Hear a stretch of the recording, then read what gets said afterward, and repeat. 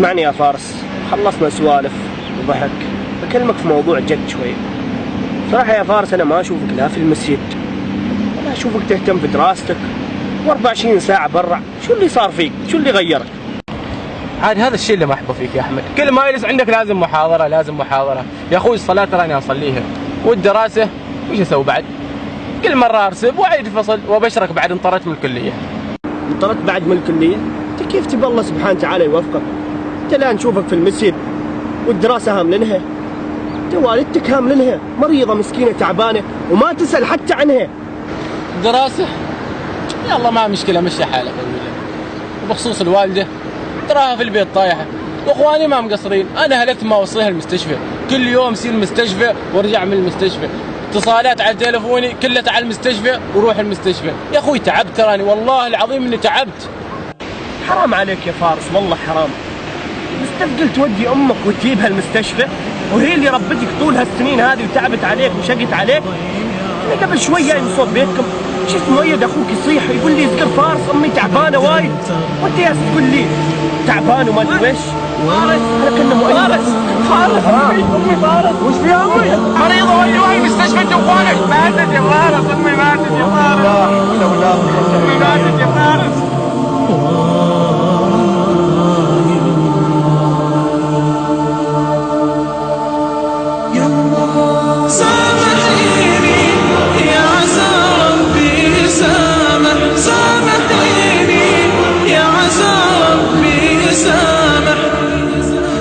انتهى دربي خلاص، معنا القسمة مناص.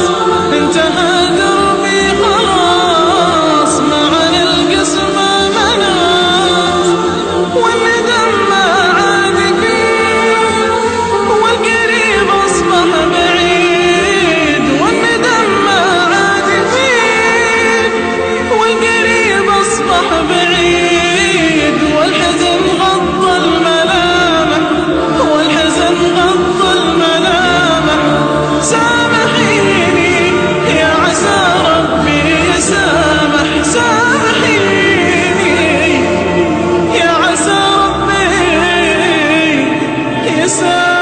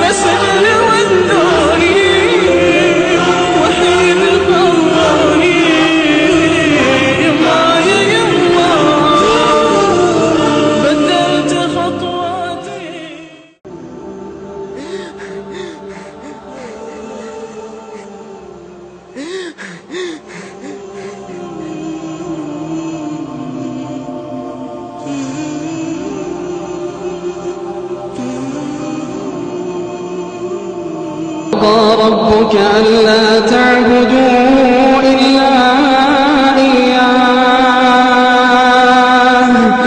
وقضى ربك ألا تعبدوا إلا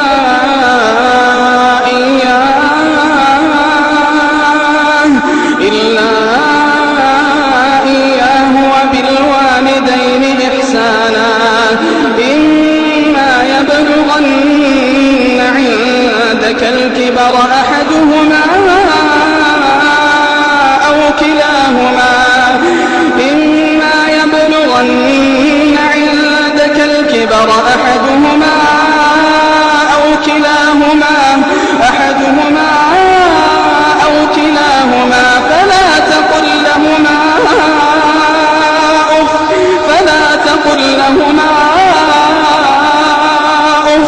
فلا تقل لهما